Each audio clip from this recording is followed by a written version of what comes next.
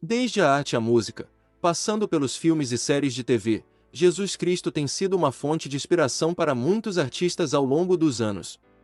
Na verdade, as referências ao Messias são tão comuns na cultura pop que é difícil encontrar alguém que nunca tenha visto pelo menos uma delas. Neste vídeo, vamos explorar as 10 referências mais interessantes, criativas e questionáveis a Jesus. Mas antes de começarmos o vídeo, não se esqueça de clicar no botão de like e de se inscrever em nosso canal para não perder nenhuma novidade. Com a sua ajuda, podemos continuar produzindo conteúdos relevantes e interessantes para você. Então, não perca mais tempo e faça parte da nossa comunidade. Aproveite e considere se tornar um membro do nosso canal para nos ajudar a apoiar nosso trabalho. Clique no botão de inscrição abaixo e junte-se à nossa comunidade de membros hoje mesmo. Chega de enrolação e bora pro vídeo.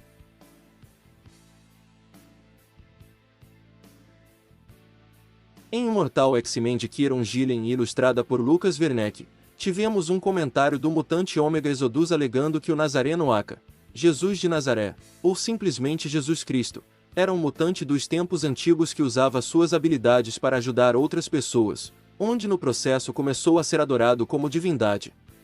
Apesar de não ser citado devidamente como Jesus Cristo mutante para não irritar os evangélicos, os dizeres por si são bem evidentes a quem Exodus se referia.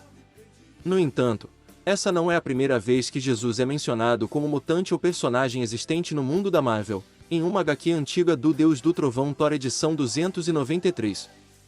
Enquanto peregrinava pela Terra em busca de respostas sobre um antigo Ragnarok, ele acabou se esbarrando com uma mulher dando à luz em uma manjedoura, ao lado do seu marido e 3 senhores.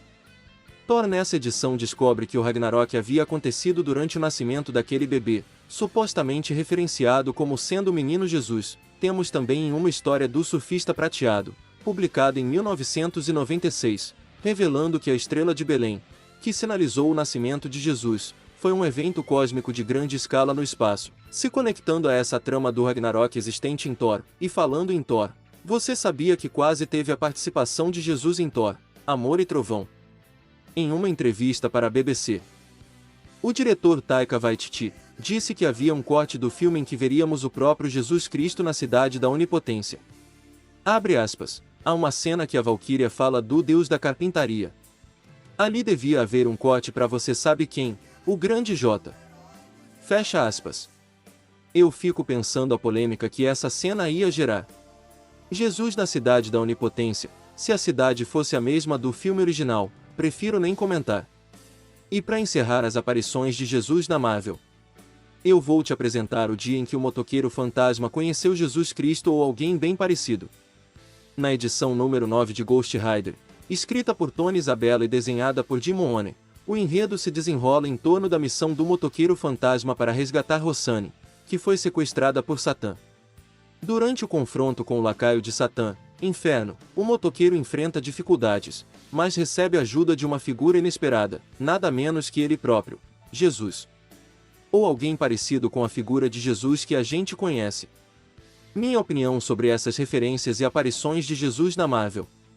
Algumas são legais, como a referência ao nascimento de Jesus em Surfista Prateado de 1996, outras são bem sem sentido, como Jesus aparecer na cidade da Onipotência em Thor Amor e Trovão.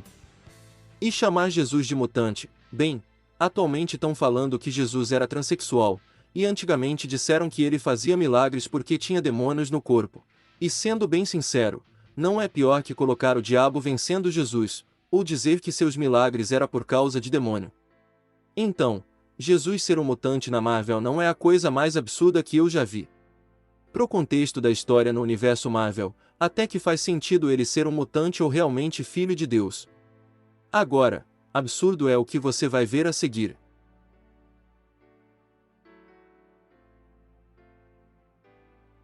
Esse aqui foi muito polêmico. A história foi intitulada como Segunda Vinda pelo selo Vertigo, onde a DC lança histórias mais adultas, como V de Vingança. A história da Segunda Vinda contaria a história de Jesus voltando para a Terra, mas não para buscar a sua igreja, mas sim para aprender a ser um super-herói melhor. Já que na história, parece que Jesus falhou em salvar a humanidade, e ele vai ter que voltar à Terra para aprender a ser um super-herói de verdade com o herói que é uma paródia do Superman. A história foi criada por Mark Russell e o desenhista Richard Pace. Em uma entrevista realizada em agosto de 2018, Russell disse que Segunda Vinda trata sobre um super-herói todo-poderoso chamado Sam, em que tem que dividir um apartamento de 2 quartos com Jesus Cristo. O conceito é que Deus ficou tão chateado com a atuação de Jesus na primeira vez que veio à Terra, por ter sido preso e crucificado logo depois, que o manteve trancado desde então, indicou naquela ocasião, ao contrário do que ensinam as Sagradas Escrituras. Segunda Vinda apresenta Jesus com limitações de conhecimento e habilidades. Além disso, o Cristo da história não sabe o que está acontecendo na Terra até sua volta. Abre aspas. Quando Jesus regressa, surpreende-se como os cristãos interpretaram mal o Evangelho, explica Russell. A religião cristã não se baseia realmente no que ele, Jesus, ensinou. Particularmente nas mega-igrejas evangélicas modernas, porque o tem mais como um mascote em camisetas, para provar que estão no time vencedor, afirmou. Esse quadrinho gerou tanta polêmica, que acabou sendo cancelada pela DC, depois de uma campanha de Citizen Go que recolheu mais de 230 mil assinaturas. A editora norte-americana DC Comics, sob seu selo Vertigo, cancelou a história blasfema intitulada Segunda Vinda, que apresenta Jesus Cristo como o companheiro de um super-herói todo-poderoso. Abre aspas. Estou feliz que Segunda Vinda não seja publicado por DC Comics. Essa é uma vitória para os cristãos e a favor do respeito pelas crenças religiosas. Seria uma pena que uma marca popular e querida como é a DC Comics promovesse este conteúdo blasfemo e anticristão, disse o CEO de Citizen Go Inácio Arzuaga. Sendo sincero, eu achei essa história desnecessária. Dava para Jesus ser sim um herói da DC, sem gerar tanta polêmica.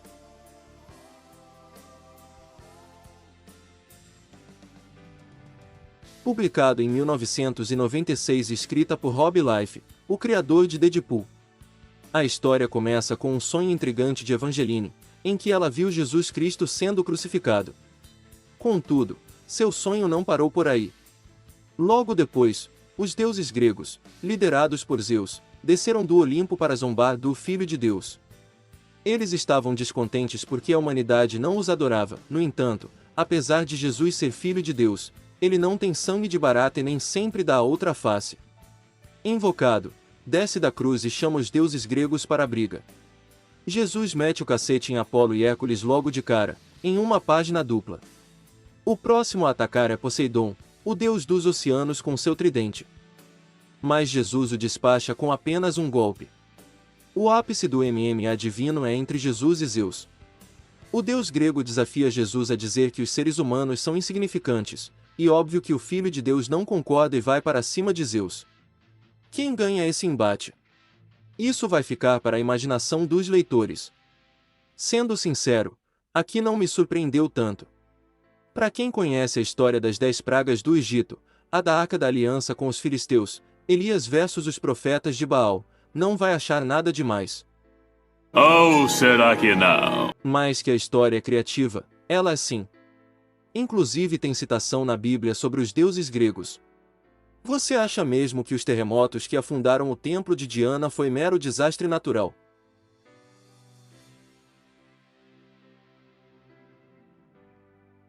Saindo um pouco dos quadrinhos e indo para os mangás. JoJo's é um mangá cheio de referências à cultura pop, como grandes nomes e a músicas, mas também tem uma referência a Jesus no mangá. Essa referência é uma parte central do enredo da 7ª parte de JoJo's Bizarre Adventure, Steel Ball 1. Aparentemente eles são os restos mortais de um humano antigo. As partes do cadáver são inicialmente descritas como pertencentes a um santo, milagrosamente se autopreservando, e capaz de gerar poderes milagrosos distintos, no estilo de certas relíquias. Embora nunca confirmado como tal, eles são fortemente implicados a pertencerem a Jesus Cristo. Esse antigo santo possuía longos cabelos escuros, feridas pelo seu corpo e uma barba rala com bigode, além de possuir uma coroa de espinhos e um manto vermelho e feridas em suas mãos. Eu só tenho uma coisa a dizer. Netflix, faz logo a parte 7 de JoJo's. E dubla logo Golden Wind.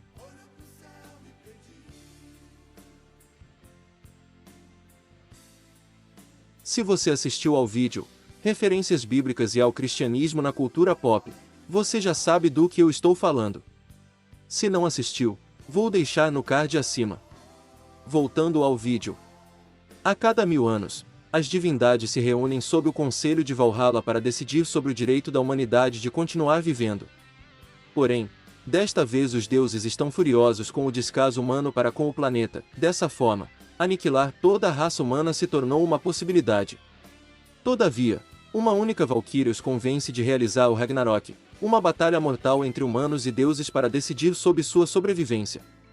Entre esses humanos que vão lutar contra os deuses estão Adão, Nikola Tesla, Jack Estripador, Leônidas entre outros. Então você está falando que colocaram Jesus para lutar contra a humanidade? É claro que não. Ainda bem. Então ele luta contra os outros deuses? Também não. Jesus não luta nesse torneio. Ele só é uma referência na história mesmo. O Jesus em Ragnarok faz parte dos 4 sábios. Um grupo das mentes mais inteligentes da história da humanidade. Jesus só fica torcendo mesmo pela sobrevivência da raça humana, só isso mesmo. Se o Adão já humilhou o Zeus, que é considerado o deus mais forte.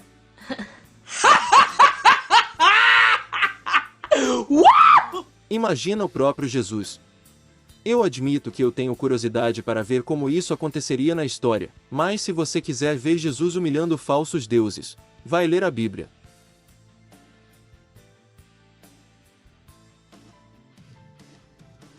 Sim, também tem referência a Jesus no jogo do Clayton Bom de Guerra. No primeiro jogo, God of War 1, é possível notar uma figura que se assemelha muito a Jesus crucificado nos pilares da Praça de Atenas. Porém, a imagem é muito escura. Um modder conhecido como Replay Games conseguiu extrair essa imagem do jogo, que fica muito nítida a referência a Jesus Cristo.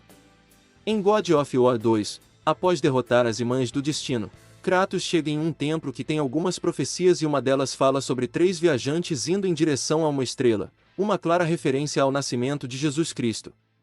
Na verdade, não é só uma referência. No Twitter, perguntaram ao diretor de God of War, Cory Barlog, se o cristianismo existe no universo do jogo, ao qual o desenvolvedor respondeu: é parte do mundo sim. Então sim, Jesus existe em God of War. Se você já jogou God of War, deixa aí nos comentários, como seria um encontro entre Jesus e o Kratos.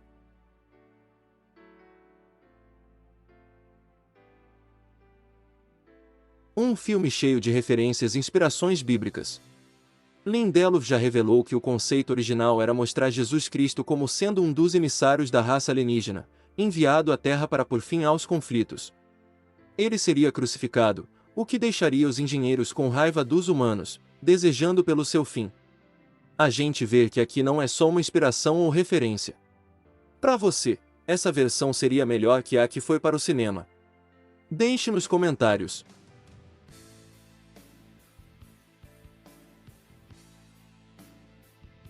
O Zack Snyder adora colocar referência a Jesus nos seus últimos filmes da DC, como Batman vs Superman e Liga da Justiça. Mas teve uma imagem que gerou bastante polêmica. Na imagem, o Coringa aparece erguendo os braços e olhando para o céu enquanto veste roupas humildes. Além do personagem está com uma coroa de espinhos na cabeça, muito semelhante à que Jesus Cristo usou antes da crucificação. O motivo da polêmica deve ser porque é o Coringa como Jesus. Todo mundo que conhece o Coringa sabe que ele é um dos maiores psicopatas já criados.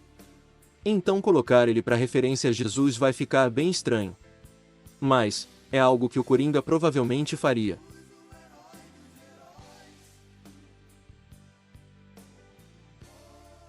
Ultra Seven de 1967 é uma série clássica que tem um lugar especial nos corações de muitos fãs, especialmente o arco de episódios duplos, O Pior dos Inimigos, episódios 39 e 40.